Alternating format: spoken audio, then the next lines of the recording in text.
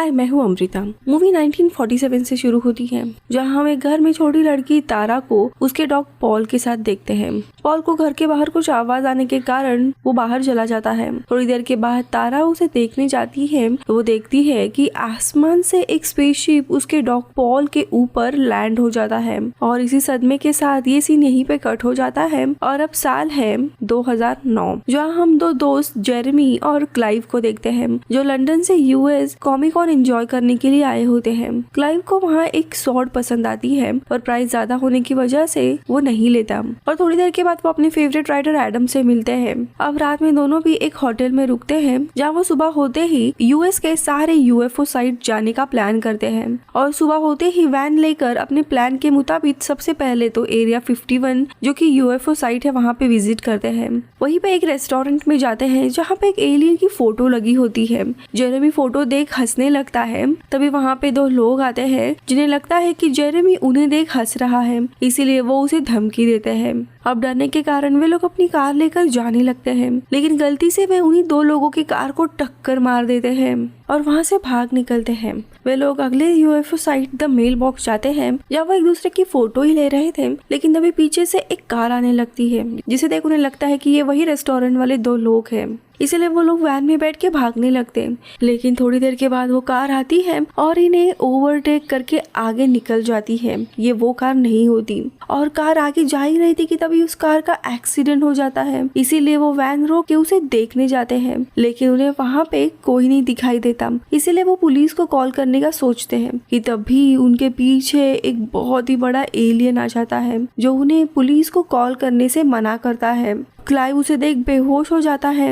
Alien फिर Jeremy के पास जाता है और उसे अपना नाम पॉल बताता है और वो जेरेमी से मदद मांगते हुए कहता है कि जेरेमी को उसे अपने साथ लेके जाना चाहिए, वरना वो अपने प्लेनेट नहीं पहुंचेगा। जेरेमी काफी कंफ्यूज था, लेकिन पॉल के काफी रिक्वेस्ट के बाद वो मान जाता है। अब जेरेमी और पॉल क्लाइव को उठाते हुए देखते हैं कि क्लाइव ने अपनी पैंट गीली कर दी थी, जिसके बाद वो उसे वैन में रख के चले जाते हैं। वे थोड़ी देर के बाद गवर्नमेंट एजेंट लॉरेंजो एक्सीडेंट वाली जगह पे इन्वेस्टिगेशन करने आता है और वो अपने सुपीरियर द बिग गाय को कॉल करके बताता है कि एलियन यहाँ से किसी दूसरे वैन में बैठकर भाग चुका है। आगे वो बताती है कि उसने हेल्प के लिए और दो एजेंट इस केस में शामिल किए हैं, जिनका नाम एजेंट हॉगर्ड और ओरैली है, और वो एलियन के बारे में किसी को भी बताने से मना कर देती है। तो यहाँ पे दूसरी तरफ कार में क्लाइव को होश आने के बाद वो पॉल यानी उस एलियन का गला दबाने लगता है। अब ये देखते हुए जेरेमी उसे छोड़ने के लिए कहता है और उसे बताता है कि ये कोई हार्म नहीं करेगा, काफी अच्छा एलियन है और इसका नाम पॉल है।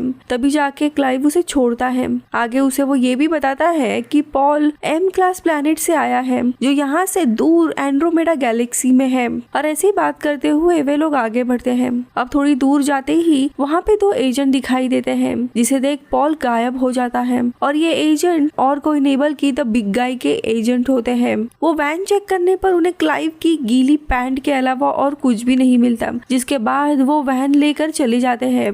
क्लाइव फिर कहता है कि शायद इन्हें एलियन दिखने का भ्रम हुआ होगा, लेकिन तभी पॉल वहाँ पे आ जाता है और वो उन्हें बताता है कि उसने दरअसल अपनी सांस रोक ली थी, जिसके कारण वो गायब हो सकता है। अब सुबह होते ही दोनों एजेंट लॉरेंजो को बताते हैं कि उन्हें एक वैन की तलाश करने पर सिर्फ एक गीली पैंट मिली थी। ये सुनकर लॉरेंजो समझ जाता है कि ये वही दो लोग होंगे जिनके साथ पॉल भागा था। वही दूसरी तरफ जेरेमी और क्लाइव कुछ सामान लेने के लिए स्टोर जाते हैं, जहाँ पे उनकी मुलाकात एक शेरिफ से होती है, जिसके बाद दोनों भी आगे बढ़ने लगते हैं। लेकिन तभी उनके वैन से एक पंछी टकराकर मारा जाता है, जिसे देख तीनों वैन से बाहर आते हैं। पॉल फिर पंछी को उठाता है और अपने हीलिंग एबिलिटी से उसे वापस जिंदा कर देता है। ये देख जेरेमी और क्लाइव दोनों भी सरप्राइज हो जाते हैं, लेकिन पंछी जैसे ही जिंदा होता है पॉल उस पंछी को खा जाता है। ये देख दोनों भी चीख पड़ते हैं, लेकिन पॉल उन्हें समझाता है कि ये उसका खाना है और उसने मरी हुई चीज को जिंदा किया था। अब जेरेमी पॉल की स्केच बनाते हुए उसे पूछता है कि क्या तुम किसी मरे हुए इंसान को जिंदा कर सकते हो, जिसपे पॉल उसे बताता है कि उसने कभी भी किसी इंसान पर ये ट्राई नहीं किया किया है, क्योंकि अगर वो ऐसा करेगा तो उसकी जान को खतरा हो सकता है। अब देखते ही देखते रात हो जाती है और समय बिताने के लिए वे तीनों भी मोटर पार्क जाते हैं, जिसे रूथ नाम की लड़की और उसके पिता मोस चलाते थे। रूथ उनसे वहाँ पे रहने के लिए $25 लेती है और सिक्योरिटी के लिए उनका आईडी अपने पास रखती है। क्लाइव फिर पॉल से पूछता है कि वो अर्थ